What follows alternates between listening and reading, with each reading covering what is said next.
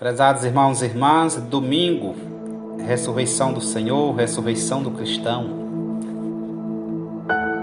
Oitavo do tempo comum, último da primeira parte do tempo comum. Palavra certa na hora certa. A leitura é do livro do Eclesiástico, capítulo 27, de 5 a 8. O salmo é o 91. Como é bom agradecermos ao Senhor. A segunda leitura da primeira carta de São Paulo aos Coríntios, o capítulo 15, de 54 a 58. O Santo Evangelho é segundo São Lucas 6, de 39 a 45.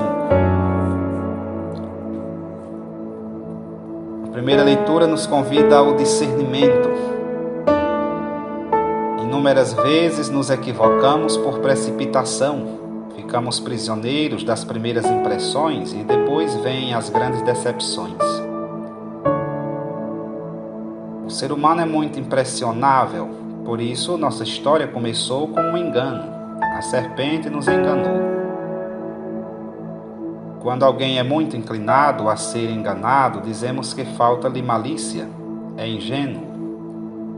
Melhor seria dizer-lhe, falta discernimento. Discernir é próprio dos sábios. Submeter à prova tudo o que nos acontece é inteligente. Provar a nós mesmos ou aceitar as provações da vida é um dom, um presente. Assim se descobre o que verdadeiramente existe no coração. Quando isto não acontece, é muito fácil viver na mentira em relação a nós mesmos e aos outros. A massa, a multidão, deixa-se guiar pelas primeiras impressões. A mulher sábia, o homem sábio, nunca se precipita. Examina, prova, espera, contempla.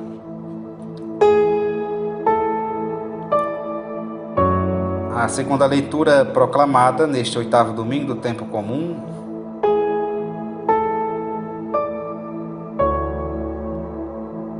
proclama a palavra corrupção, que supera seu significado moral ou político, mas também o ilumina. Quando falamos de corrupção política, estamos nos referindo a um processo de degradação, de mau cheiro, antiestético, pernicioso, que se produz no corpo social. Processos de corrupção ocorrem em muitos níveis, na natureza, no nosso corpo, nos grupos e comunidades, na sociedade como tal.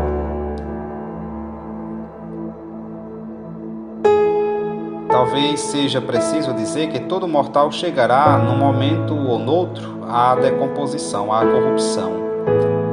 Nossa reação inteligente diante do corrupto costuma ser amputá-lo, isolá-lo, expulsá-lo.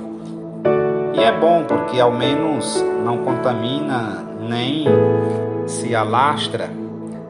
O pior é quando a corrupção se transforma quase em destino de tudo que existe, contingente.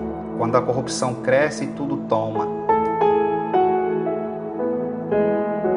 Toda a primeira carta de São Paulo aos Coríntios nos dá esperança.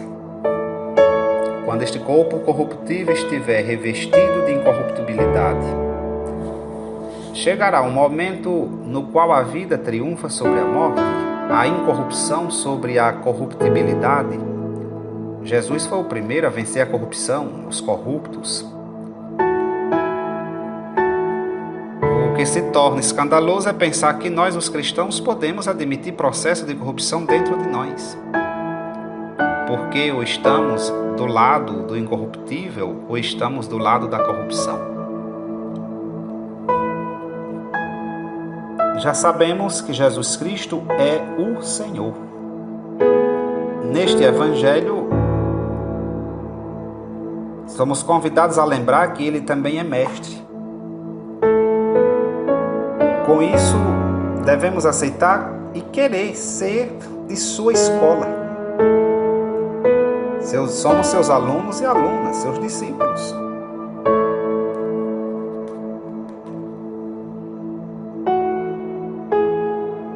Aqui Jesus está acrescentando seus comentários de sabedoria às sentenças sábias do Antigo Testamento.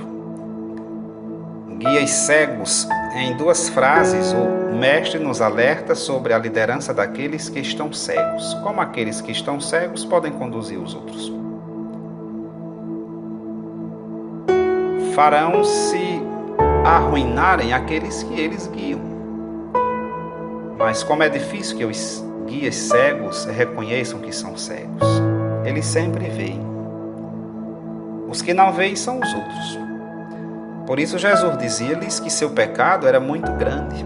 Os guias cegos não precisam de cura e nunca terão a humildade de pedir o dom da vista. É certo que todos nós que temos alguma função de liderança na igreja, na sociedade, nos perguntemos 2 coisas: se estamos cegos, total ou parcialmente, e para isto nos ajudarão muito as críticas. E se seguimos alguém que está cego, porque cairemos no buraco. Mais que o mestre. Por que diria Jesus que um discípulo não é mais que seu mestre? Havia entre os discípulos alguém tão pretensioso que quisesse dar lições até mesmo a Jesus?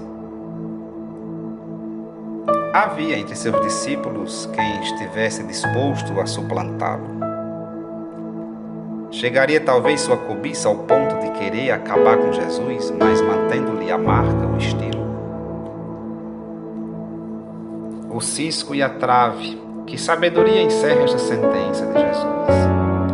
Um cego que não tem consciência de que sua cegueira é incurável. Mas quando se pode ver um pouco, a pessoa pode ver quão cegos andam os outros. É próprio dos dogmáticos, daqueles que sempre têm razão, não questionar a própria cegueira, porque se sentem bastante sábios e superiores aos outros, ou porque creem que estar constituídos em um cargo lhes abre a visão. Jesus pede deles muito mais humildade e que reconheçam que ver a palha no olho do outro é sinal de que alguém leva no seu olho uma trave. Os frutos fazem reconhecer a árvore. Não devemos nos precipitar, diz-nos o Mestre. Devemos esperar para ver que frutos cada coisa produz. Condenamos de maneira precipitada pessoas que depois dão os melhores frutos. E louvamos, glorificamos, colocamos nas nuvens, antes do tempo, pessoas que depois se mostram perniciosas. Conforme a liturgia da palavra nos convida, peçamos a Deus a graça da clareza, da humildade, da paciência, do discernimento. Louvado seja nosso Senhor Jesus Cristo, para sempre seja louvado.